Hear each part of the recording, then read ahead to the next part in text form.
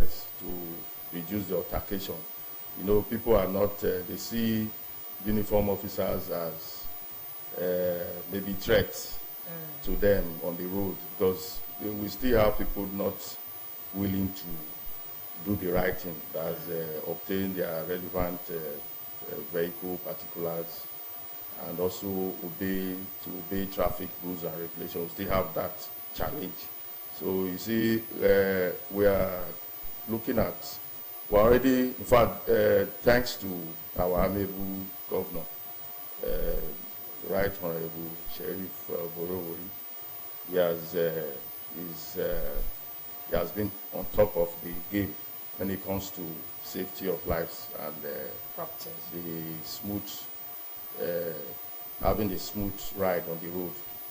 Because we, on our own, we're going to introduce this AMPR as solutions where we do that as enforcement, e-enforcement, where our men don't have to be on the road.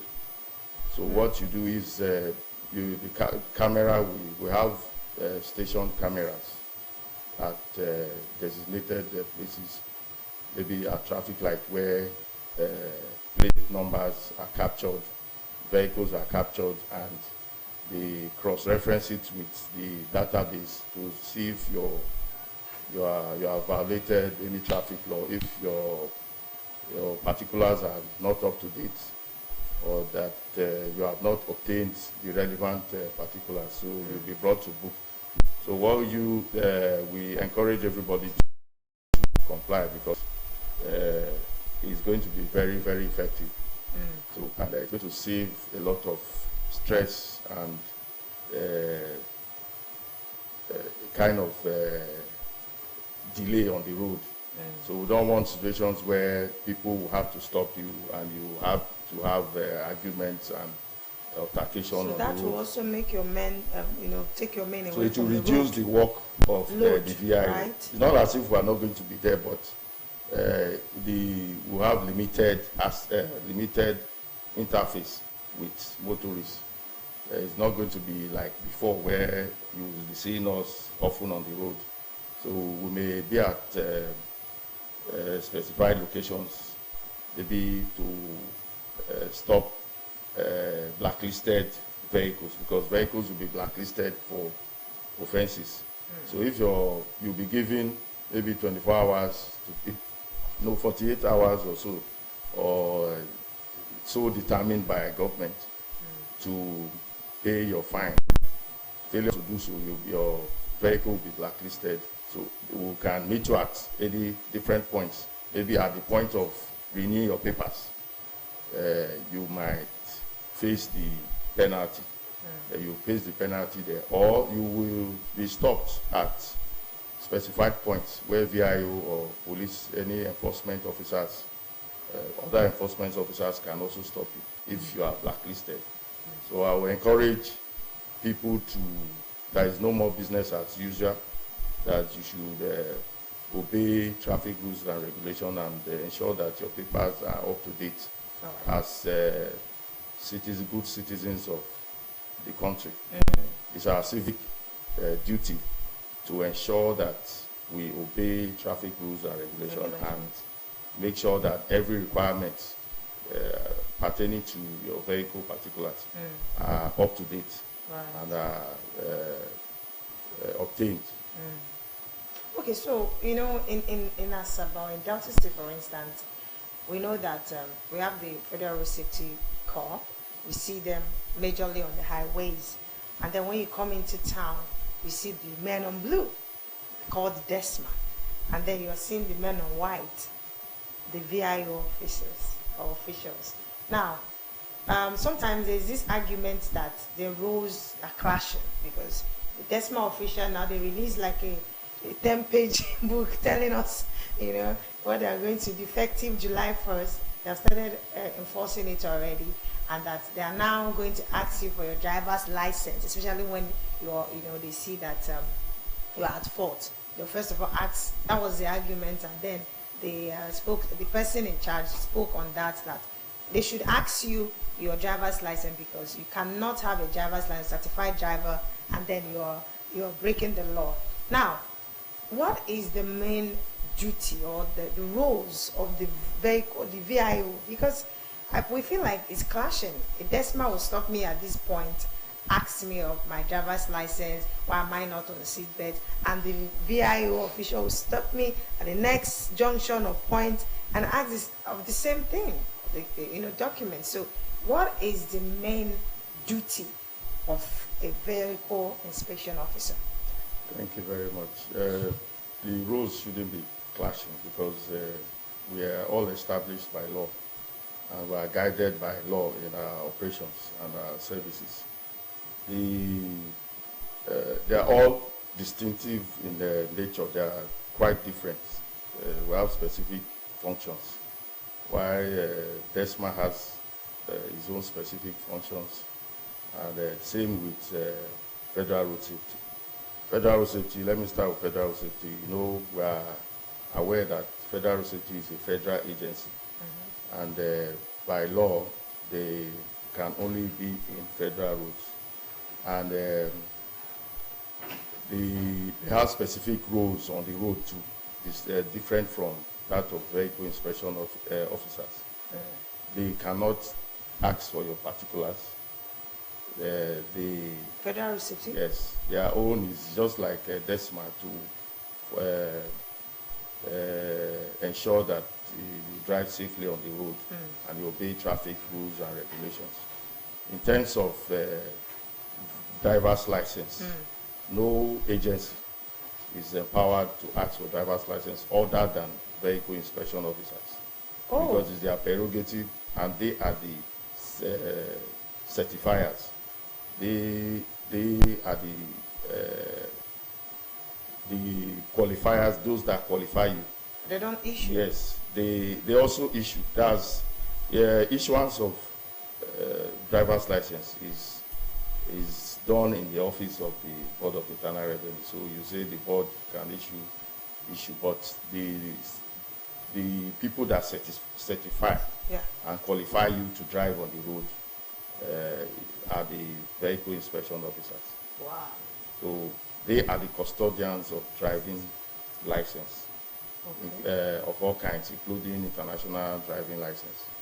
So our function as vehicle inspection officers starts with the periodic inspection of motor vehicles for the purpose of determining their roadworthiness. Then the testing of applicants for driving license. What you call driver's license is actually driving license. No, they say English, says driver's license. Because there are other licenses that the driver can have, so it's driving license. So the testing of applicants for driving license, including of all kinds, including international driving license. Then organizing highway patrols. We do organize, by our law, we are supposed to organize highway patrols. That's why you see us on the road. Then we also appear as expert witness. We appear in court as expert witness in road traffic cases. Yes, so we are the only agency authorized to do that, because we are seen as the professionals on the road. Then we also act as the central motor registry for the state. So that's why all records pertaining to vehicle particulars are supposed to be domiciled in the VIO, that's the Vehicle Inspection Office. Then we also carry out safety awareness campaigns, because we just rounded up with one that we did across the states, in all the senatorial districts. So there are other functions, like we also inspection of vehicles involved in accidents. Right. So we also are, because if there is a case, there's an accident, the people that are to inspect are the vehicle inspection officer, not even the police, because yes, our work, one of our functions is to write accident reports. So even in court, if you are appearing as expert witness in court, you are supposed to present your accident report. So that is the major function, one of the major functions of the vehicle inspection officers. Okay. Then we also have enforcement of the provisions of the law and any regulations made there under. So that's when you see, so a lot of reasons, we have a lot of reasons to be on the road, because the law in many instances, more than 3 instances, has made provision for VIO to be on the road. Like the enforcement, we can't enforce in your house or in your office. Is on the road that permits us to enforce, otherwise we'll be invading your privacy. So the law has said that we are to enforce all traffic laws, all provisions of the law, and any regulations thereunder. So I think the law has been very specific and clear on that matter. Okay. All right, so quickly, just before we let you go, because we know that you are a very busy person. As the head of the VI, which is a professional body, because I took time to read all the study and found out that they are majorly engineers who are professionals, a cocktail of them at that matter. How periodic do you carry out trainings for your men, especially those who go to the road? I have to thank His Excellency. He has really done a good work in the area of ensuring safety on the road. One of the aspects is ensuring that that government makes provision for training for the VIOs, because it's a professional office or a professional body. So it needs to train and be retrained, train and retrained. We need to be retrained, trained and retrained regularly. I must thank His Excellency for ensuring always approving training of VIOs. It's a recurrent thing. Almost every year we have not less than 4 trainings for VIOs. So, and we also train the drivers too. It's not just VIOs, the motorists. We train the motorists too. We have specific schedules or functions to train motorists on the road. And the applicants for driver's license are also trained by the VIOs before testing. So we ensure that we have competent drivers on the road, that we don't just churn out incompetent drivers, because safety starts from being competent on the road. So I must kudos to His Excellency. In terms of safety, is number 1. I think Delta is number 1 in the whole country. Okay. Kudos to Delta State. Kudos to Delta State. So we'd like to thank you so much, Engineer Vincent Ehiwaro, the Chief of the entire vehicle inspection officers in Delta State. And your advice to motorists as we let you go, sir? Especially in this winter season. Yeah, totally. This season is prone to accidents, and we have more accidents in rainy season. My advice is that, what the root causes of accidents are basically 3, categorized in 3 ways. We have the mechanical cause, the environmental cause, and the personal, that's the human cause. And I am very happy, proud to say that His Excellency has Right Honorable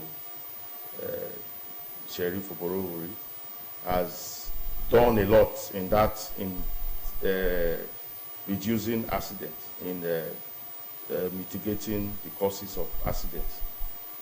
Let me start with the mechanical aspects. We have already established computerized vehicle inspection centers across the state. I think we have in all the senatorial districts and some other local governments. It's for your own benefit, for the benefit of the motorists, to take advantage of that for maintenance of their vehicles, so that their vehicles will be maintained all year round. So if you go there at almost very affordable cost, you can check your vehicles for any faults, and we also have standby workshop to also fix the vehicle at very minimal cost. In fact, at no cost, because you don't have to pay for the computerized inspection. Then the area of environment, which is the road where the vehicles ply. The governor has done, His Excellency has done a lot in that road. In fact, no wonder his administration is, most people call him a road master, that he has done a lot in that area. If you look at all the construction going on in the state, especially with reference to the bridge and the construction going on in Warri, PTI junction, DSC roundabout, and the environment. You see, then you go to other local government, you see the roads are well paved. You can hardly see any unpaved road. There's serious emphasis on maintaining the roads. That's getting rid of the potholes. So it makes the road safe for you to drive. That will go a long way to reduce motor accidents. That's accidents on the road. Then the human factor.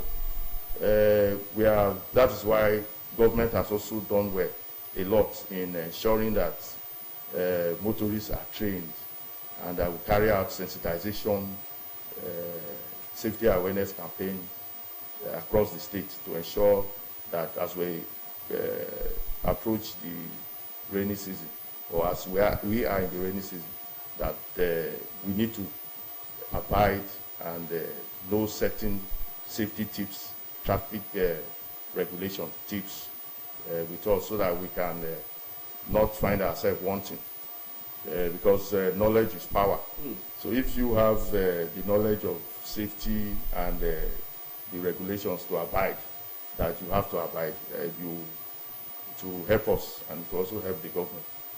So in those areas, the government has done a lot. And another advice is that apart from the government, we also have to help ourselves. You as the motorist, ensure that your vehicle is roadworthy, that is maintained. Before you embark on your journey in the morning, you have to do a check on your vehicle. Ensure that there's oil in your engine. Ensure that there's water in your radiator. Ensure that your lighting system of your vehicle is in good order. Then ensure that your brake system is functioning. Then also ensure that you have your papers, your vehicle particulars intact, because so that because the police, like proof of ownership, you have to check for security. Then they also check for safety too. So you owe yourself a service to ensure that your vehicle is roadworthy, and also that you are safe to drive. Okay, we'd like to Thank you so much, sir. So much for that exposition there, and bringing us up to speed, because it's been a while now since we had this level of education, which to me is quite informative and enlightening. We thank you one more time, Engineer Vincent Ihiwario. Thank you very much. The commander of the VIO. Not the commander. I have a commissioner. Okay. I'm only. Okay, you're under the Ministry of Transport. Yes. So and the commissioner. In fact, the commander of the Vehicle Inspection Office is the governor. Okay. So we are only representing me. Right. Okay. Okay. Okay, that's where we'll drop it. We'll take a break. We'll come back to be another spot of Morning Live this morning. Stay with us. Thank you.